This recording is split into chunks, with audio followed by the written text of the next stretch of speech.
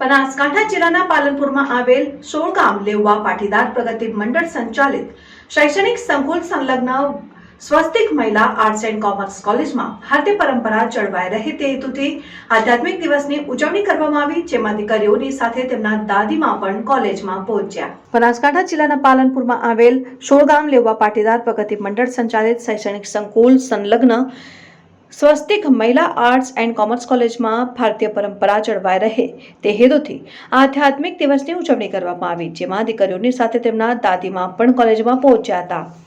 અત્યારના આધુનિક યુગની વાત કરવામાં આવે ત્યારે ફેબ્રુઆરી મહિનામાં જુદા જુદા ડેની ઉજવણીમાં ભારતીય સંસ્કૃતિ ક્યાંક જોવા મળતી નથી। વેસ્ટર્ન કલ્ચરના કારણે દિવસે ને દિવસે હિન્દુત્વનું સ્વરૂપ ખોરવાઈ રહ્યું છે।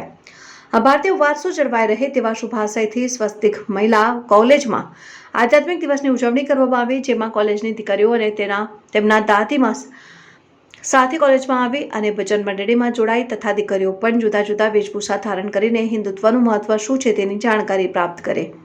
ભજન કીર્તન દ્વારા તેઓ વેસ્ટર્ન કલ્ચરમાંથી આધ્યાત્મિક કલ્ચરમાં જોડાય તેવા પ્રયાસો કરાયા।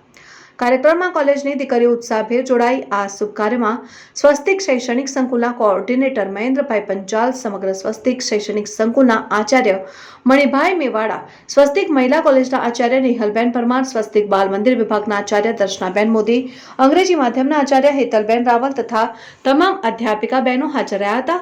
કાર્યક્રમનું માર્ગદર્શન સમગ્ર સ્વસ્તિક શૈક્ષણિક સંસ્થાના ઉત્સાહી પ્રમુખ રમેશભાઈ પટેલ દ્વારા પૂરું પાડવામાં આવ્યું હતું।